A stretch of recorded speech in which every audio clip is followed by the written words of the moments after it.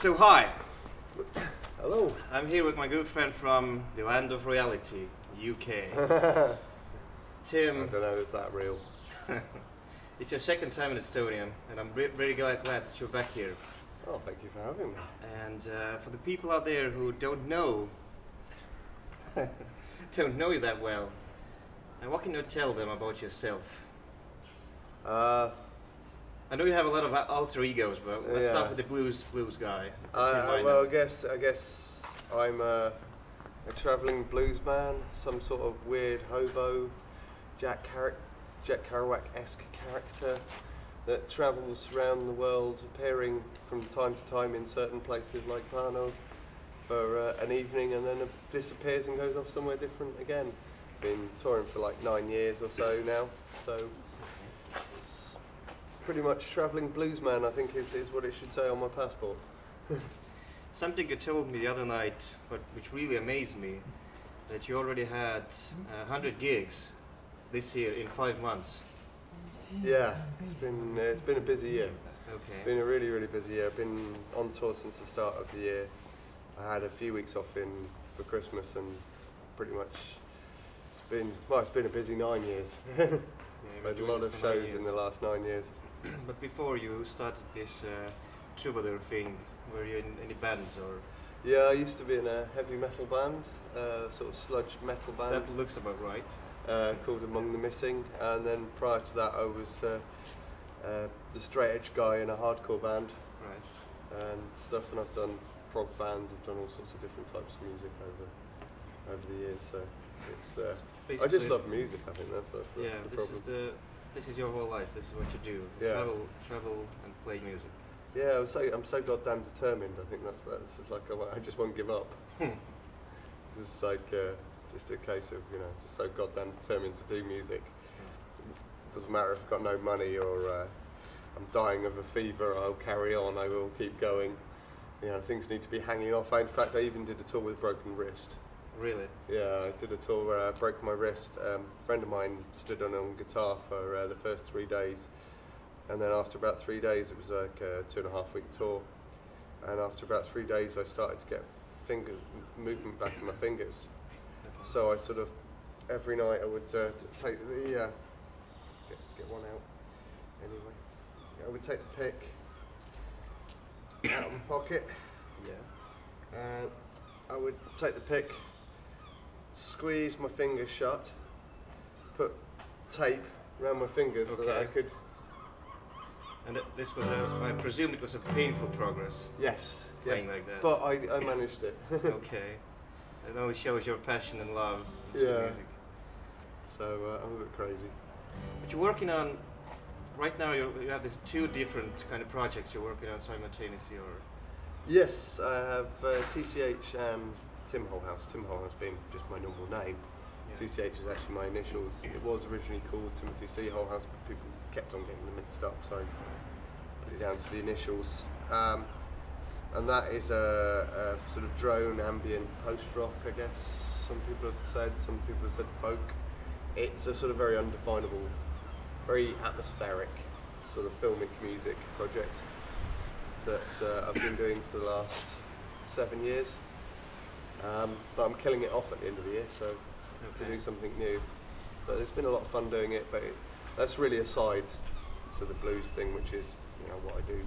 But your blues thing is also very experimental, and it's not the really classical definition of blues. Or how do you find it? I mean, it's definitely got a lot of roots in the Delta blues. Yeah. Yeah, I guess I've been sort of tempestuously calling it mutant Delta blues. Okay. It's basically Delta blues played by a guy who grew up in hardcore bands. So, I was in hardcore bands, and so this is what you get when you listen to Delta blues and Black Flag at the same time, and mix them together. And I said to somebody once, it's a cross between Skip James, Howling Wolf, and the Minutemen, and they went, "That's a strange mix." That's why the songs are always usually quite short, is because of my love of the Minutemen. You have a lot of records too. Yeah, I've been a busy boy. I've put out four blues albums and several split releases. I've got the 5th, 6th and 7th album all coming out on the same day on start of June. That's been quite a project. And then yeah, the other project, the drone ambient stuff, has had several releases, and that's going to be the 4th album's coming out in August, and there's been loads of split 12 inches and collaborations and all sorts. But since you travel so much, you basically are on the road most of the time. Yeah. When and where do you write your music? Does most of the inspiration come from the different countries you visit? Or Yeah, but basically I write on the road. I write on the road mostly. It's just you get 5 minutes here and there where you're just sitting around waiting for the audience, and sound checks and stuff, and sitting on, and lyrics come up on buses and planes and stuff. You're sitting on a bus or a plane for ages. You all start to think of lyrics, and I find it comes quite easily. I had a slight writer's block for the last year or so, but it seems to be coming back now. So I'm feeling pretty good. But yeah, it just comes. It just happens. It's just, so I'd be sitting around like waiting for a show, and a little riff will come out, and you just be like, yeah, that's pretty cool. I like that. Let's see if I remember that in the morning. And did you get any inspiration from your last visit to Estonia? Was this something that inspired you? I enjoyed it. That was for sure. I didn't write a song about it, but I did enjoy the lovely place, and this is beautiful. The last time it was chucking it down with rain. Yeah. A lot of luck with the weather this time. Yeah. I quite a lot of the time I write about weird things that happen. There wasn't anything particularly weird happened last time I was here, so there was no ladies with tattooed vaginas or anything like that. Like some of the places I've been. Really? Yeah. You've seen some crazy stuff. Yeah. I can only imagine. It's a weird life. What's the most exotic country you've been? I guess Japan. Japan would be probably. Tokyo was the craziest, weirdest place I've ever been in my life. Felt like I'd landed on the set of Blade Runner, or I'd gone into the future. It was quite an interesting little experience. It was just generally very strange. The furthest away I've been is Australia, which is really cool. Went down to Melbourne and stuff and played there. But that's kind of still quite normal looking compared to Japan, which is just weird. Iceland was pretty awesome as well. On the volcano, landing on the moon, does it look like? So yeah, there's been a lot of adventures, a lot of distance travelled. Even in the last few weeks, there's been a lot of distance travelled. Yeah. Okay. You had a little fever a while ago, and you were still going on. Yeah, I was a bit sick. A lot of strength in you, man. A lot of strength. Yeah, I was a bit sick in Stockholm for a few days. It was pretty rough running a fever, but I managed to drag my corpse to Oslo, and I've been feeling better, more and more better ever since. So yeah, no, you gotta battle it on. I hate having to pull out of tours. I mean, I really have like pushed my body to the limit. You know, it's broken arm, fevers, and like sickness. It doesn't sort of seem to want to stop me. Right. Okay, Tim. Maybe I'll give you some room to play a song for us. Sure. We can talk a little bit after that too. Yeah. What would you like to hear? Whatever is the first thing that comes to your mind. Let's do Good Morning, Mr. Vampire, because it is morning, sort of. Well, it's afternoon, but it's morning for me. Afternoons is morning time for musicians.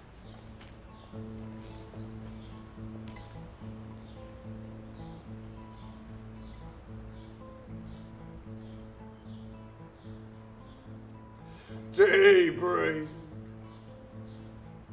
brings me around again from another restless night. I find demons in my head, But I'm not scared anymore, no, I'm not. No, I'm not afraid of that lie. I'm not afraid.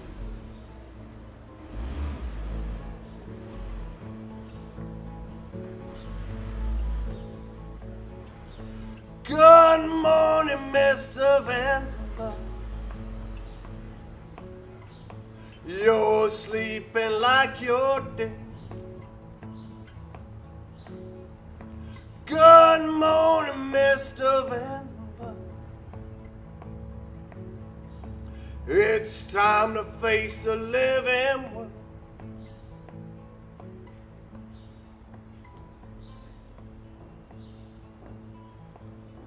Out every night from dusk till dawn. But it's oh so hard when the stakes are this high. But I'm not scared anymore, no, I'm not. No, I'm not afraid of that lie. No, I'm not afraid.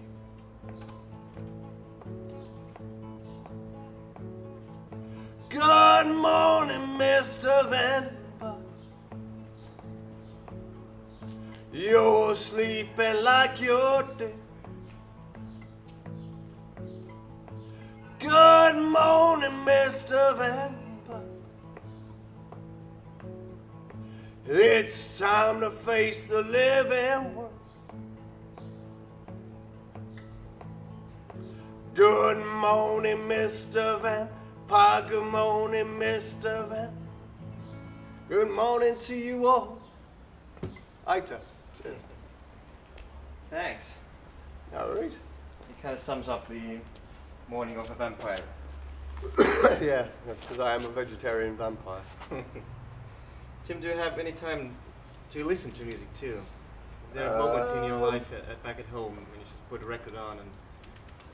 Yeah, I quite often listen to stuff in the car as well. Like, sometimes I do get back and I don't want to listen to music. Like, I just want to escape from it and just not be surrounded with it when I've got some time off. But then sometimes, yeah, I just stick something on YouTube or Spotify or whatever those things are, or my girlfriend's got some stuff on iTunes and stuff, or if I'm this is a nice day when this is like kind of my perfect day when I've got a day off and I do want to listen to some music, and I put a vinyl record on the turntable, nice coffee, cigarette, yeah. and I sit there and read a book and listen to music, multitasking, reading and listening. That's really nice. That happens so rarely, but having time where you can just sit and chill. But like, yeah. But since you're touring so often, and most of the time, how do you think? How do you promote yourself? Do you use the internet more or less than this actual record selling and gigs? Do you find the internet? Certainly with the blues stuff. With the blues stuff, it's a lot of the promotion of the internet stuff is all done by the record label. Okay. He's a very nice man called Ian, and he runs a label from Cambridge called R Real Records. Like and the cartoon used to be Our Real Monsters. Yes, it's exactly from that. Yeah, yes. Okay, I remember that one, yeah. Yeah, it's exactly from that. Yeah, that's why he's called it R Real Records. And he signed me, and he's been an absolute godsend. He's done all the internet work. He's done all the sort of promotion bits and things on my music, which has been really helpful because I don't get an awful lot of time to do that.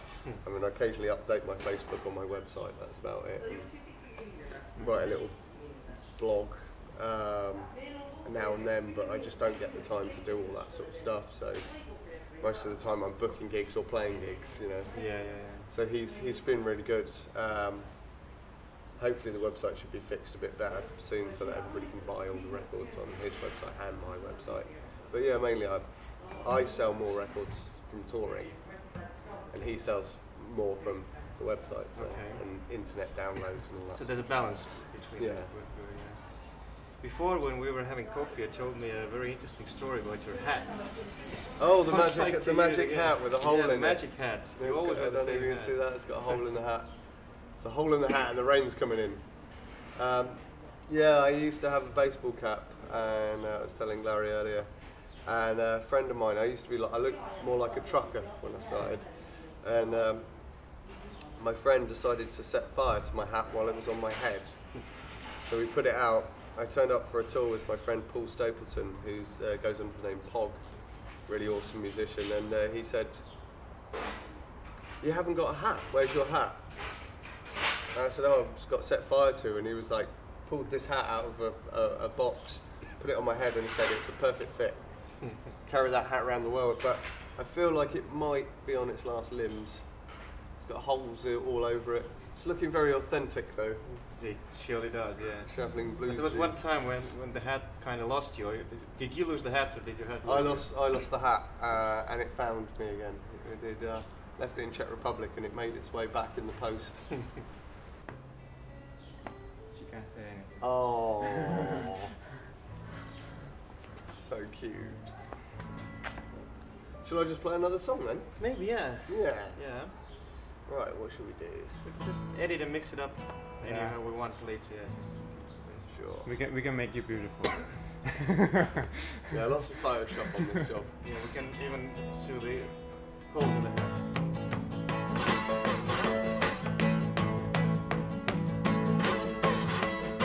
Lord, say my name. Lord, say my name. Lord, say my name. Lord, say my name.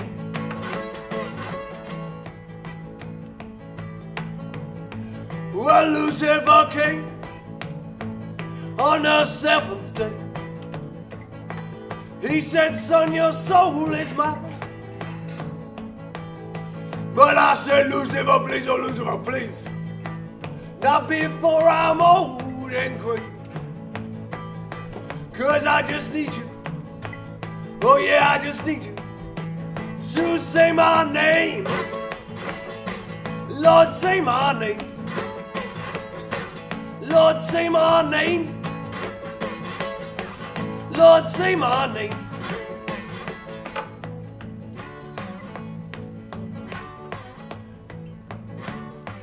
Well, I got up to them gates of heaven, and Lucifer's waiting for me. He said, "Son, you're going straight to hell, 'cause you got a price to pay." But I said, "Lucifer, please, oh Lucifer, please, oh goddamn, please. I just need you, man, I just need you to say my name. Lord, say my name. Lord, say my name. Lord, say my name. Lord, say my name.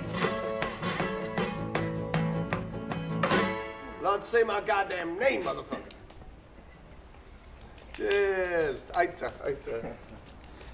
Tim, but how did you get to the blues? How did the blues found you? How did the blues find me? There's a man called Captain Beefheart, Oh yeah. and it's all his fault. Well, and also Sure enough, and yes I do. probably also the fault of my friend Steve, who lent me the Captain Beefheart record in the first place. Okay.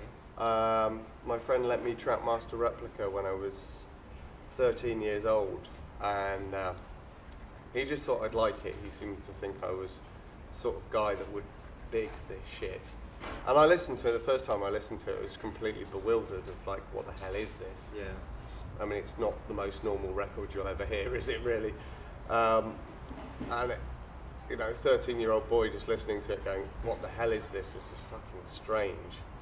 And the more I listened to it, the more I was like, I just don't know how he made that record. But then I got more into what he does, and I went and sought out Safe as Milk and Spotlight Kid and various other records that he'd made, and really liked it. And I started like reading a bit more about him and like trying to find out where this guy's crazy fucking voice and weird music came from.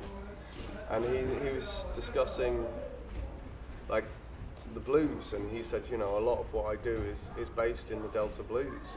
It's just sort of through my own perception, and I liked that idea. That's kind of why I'm doing yeah, it's Delta blues, but I'm doing it my own way. Is that Beefheart did it the same? And like, he mentioned stuff like Howling Wolf. He mentioned stuff like Skip James, Robert Johnson, Big Bill Broomsey, the Wolfman, obviously, Muddy Waters. He mentioned all these guys, and I was just like, I went to the local library and just got out their music and just fell in love with it and stuff. So the more and more I listened, the more and more I fell in love with it.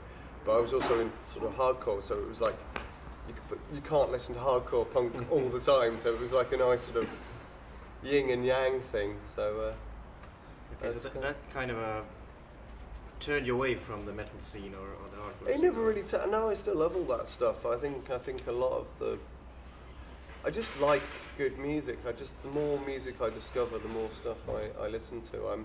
I'm still like listening to Neurosis after all these years and all the heavy stuff that I like, but also I'll listen to blues, I'll listen to jazz, I'll listen to hip hop.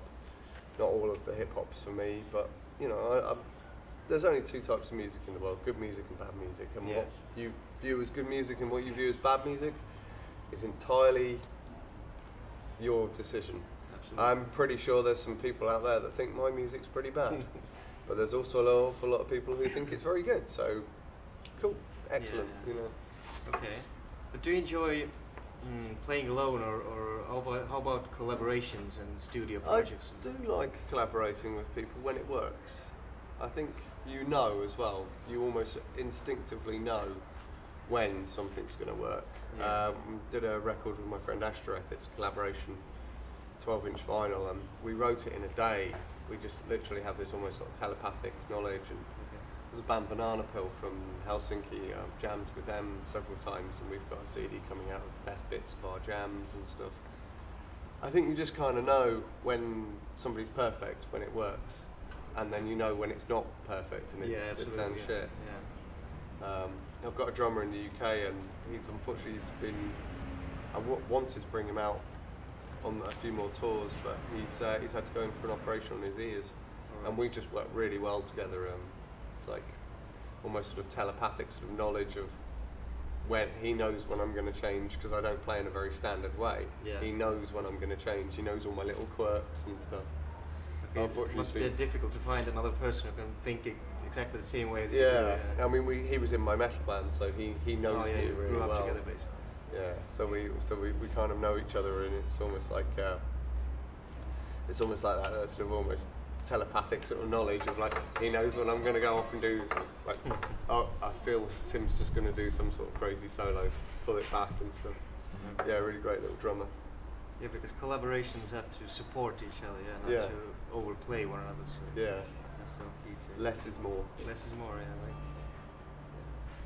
See, the bar is opened. The bar's open, that's good. They're getting their first beers there now. Oh, bless him. It's a bit early for me, I think another coffee might do me some good, but yeah. Do you want me to play another song? Maybe, yeah, we can do one more song and then wrap it up. Yeah. Tim, I want to thank you. Thank you a lot for doing this. Oh, thank you very much for having me. You know, you're always welcome back in our lovely little city. So. This is a beautiful little place. I like Pana. Thank you, Pana, for being lovely. I'm going to do my newest song, I think. Okay, yeah. If you're ready, go ahead. Okay.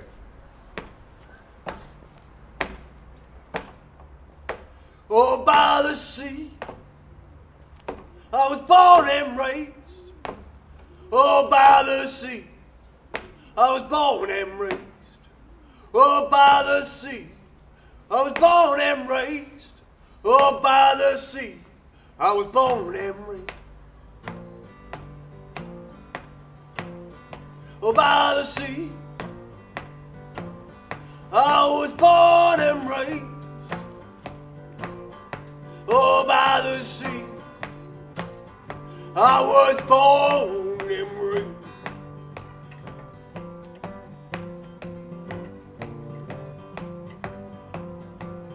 And as God will be my witness,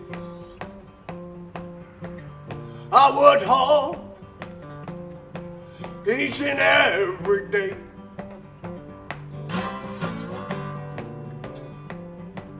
Well, I'm a good and honest man, dear, working hard for my meager pay.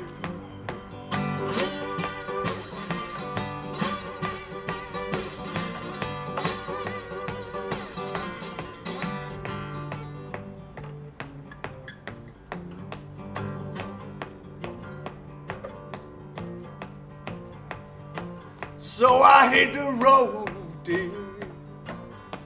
Oh, I hit the road, my dear. Didn't know what I would find. I went up mountains. I went through them deepest pines.